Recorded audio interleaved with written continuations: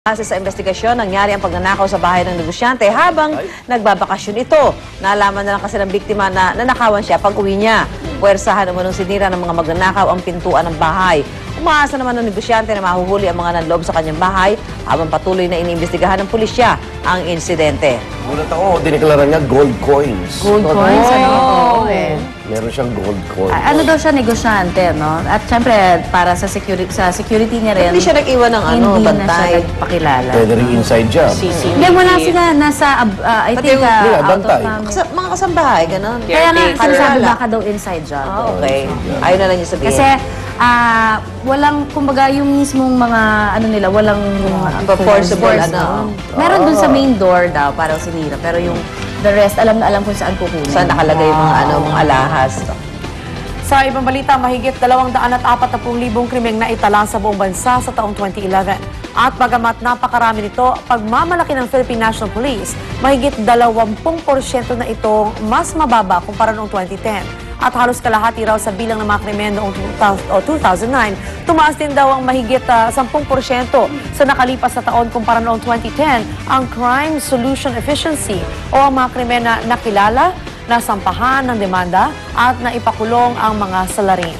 Ayon sa PNP, nakakatulong daw sa kapulisan di lamang sa pagpigil sa krimen, kundi maging sa pag-imbestiga at pagtugis sa mga salarin ang mga bagong kagamitan at makabagong teknolohiya. CCTV.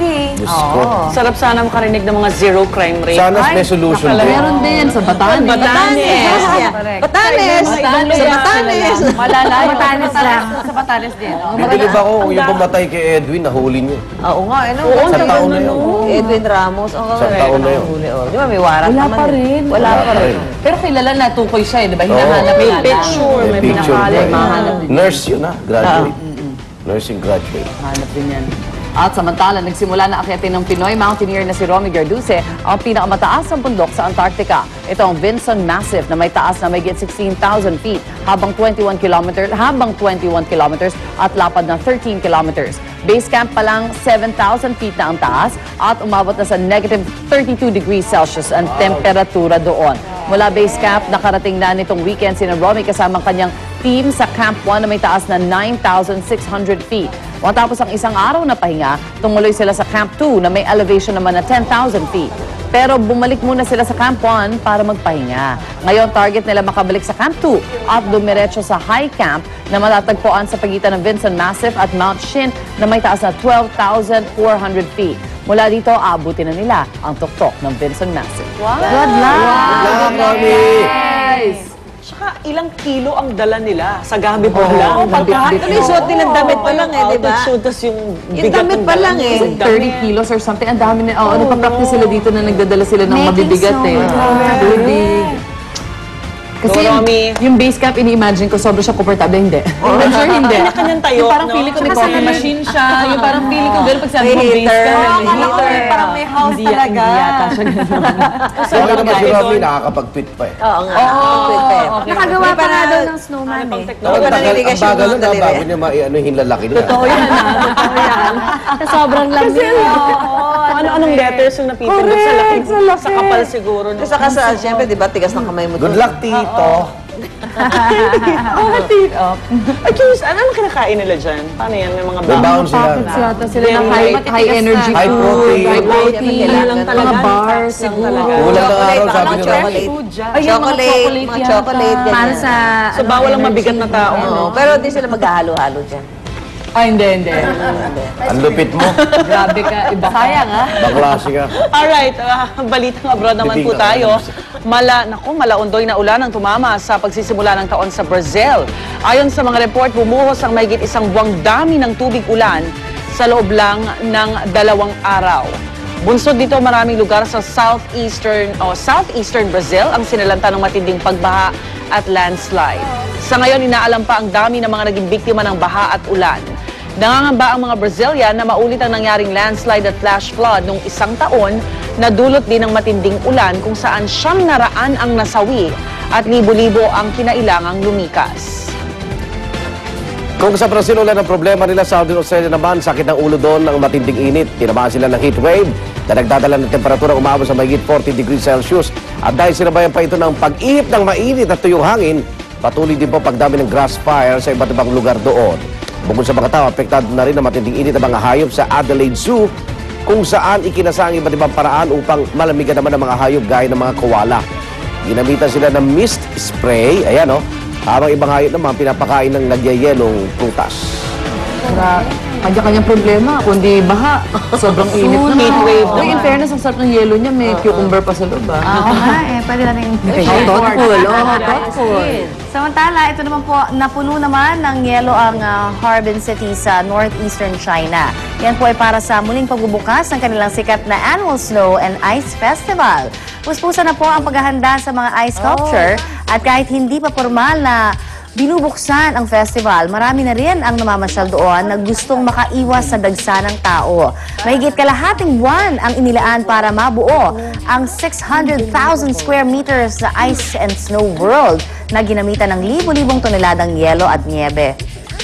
300 yuan o mahigit 2,000 pesos ang entrance fee sa gabi, kung saan may mga makukulay na ilaw din na nakatutok sa mga ice sculpture. Ang ganda! Solid! Imagine yung paano ginawa, di ba? Ganun kalaki. Grabe, ang galing. Amazing. O si Yuan ang pambayad namin. Yuan Pwede. Ang galing, no? Bilib ako dun sa mga Ang tsaga ice nila. sculpture, eh. Saan ang Harbin? Laki niyan, ha? At sa California naman, sa Amerika, mga bulaklak ang bida. Libo-libo ang dumalo para mapanood ang pagdaan ng mga nagagandahang float. Nahitik sa mga makukulay na bulaklak. Alright, ang Rose Parade ay ang traditional na New Year event sa Amerika na nagsimula pa noong taong 1890. Panimula ito para sa pinakaabangang Rose Bowl college football game na isang sikat na sporting event doon. At ang tema ng parada ngayong taon ay Just Imagine. Kaya naman napuno ng mystical creatures ang mga float na ipinarada. Alam mo, pwedeng walang fireworks na lang talaga, mga festival na lang. Mas maganda pa. Parang punong-puno naman ng festival ang Pilipinas, di ba? Correct. Sana kaya na lang ganyan mga na lang. float na pro rose. Although, ginagawa sa Baguio. Baguio. Every year pa nagbenga. Pag holidays, baka pwede. Wow, din. in fairness, ganyan din. Prince of Tears, Oo, ganyan din. Galing. Maganda. And speaking of maganda, wow, narito na po siya, Luan D. Wow, ang aga. Good morning mga kapuso. Ito na po ang latest chika mula sa mundo ng showbiz. Kung nito mga nagdaang araw, naging usap-usapan ang cover photo ni Jinky Pacquiao sa isang magazine, abangay naman. Ang magazine cover photo ng Pinay singing sensation ni Charisse, ang bida. Hot topic po si Charisse sa mga social networking site. Ang kakaibang look niya rito, wow! Kaya naman marami po ang nag-iisip, dala nga ba ng matinding Photoshop ang look na ito ni Charisse o sadyang natural lang? Pag-amin naman ng creative director ng photoshoot, may kaunting binago nga daw sa kanyang look. Pero talagang nag-transform daw ang dalaga para naman sa photoshoot. Nakitang-kita naman daw sa behind-the-scenes footages pa lang nito. Pati nga raw ang foreign road manager ng singing sensation na bighani sa new look ng singer. Samantala, tinukoy na ng Metro Manila Development Authority ang mga locations sa Pilipinas kung saan mag-shooting ang Bourne franchise para sa susunod nilang movie na Bourne Legacy. Kabilang dito ang Intramuros, Jones Bridge, Recto, Binondo, Makati, Navotas Fishport, San Andres, Marikina Market at Pasay Taft Rotonda. Magsisimula na raw sila sa susunod na linggo. Pero ayon sa MMDA, di lang daw Metro Manila ang ibibida sa pelikula dahil ang ending, kukunan daw sa El Nido, Palawan. Mahigit isang buwan daw tatagal ang shooting ng Bourne Legacy dito sa Pilipinas kung saan kukunan ang 25% ng scenes ng movie. Magpe-presenta na ako. Okay, exo tayo. Gagawa ko ng special report. Kahit yung dadaanan na nag-iihaw ng barbecue, tapos yung kasi may motorsiklo sila, di ba magulo sila? Okay naman natin. Tanong natin sa MMDA kung pwede. Saan tayo pag-pwesto? May audition pa rin nata dyan eh. Kahit nag-iihaw lang.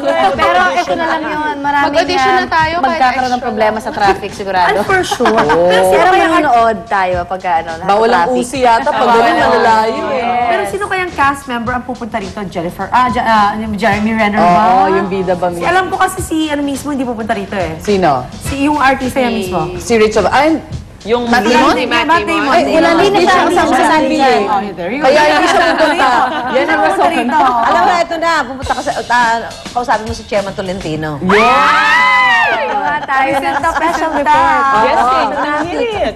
Guesting, unang hirit. Titingnan niya kasi na mag-inspection siya. Guesting sa unang hirit. Talagang umasa ka. Ako, why not? Go! I love you.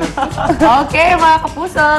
Mga kapuso, walang bibitaw sa pagtutok dito sa numero unang morning show ngayong 2012. Ito ang Unang Hirit! Hirit, masaya, saya.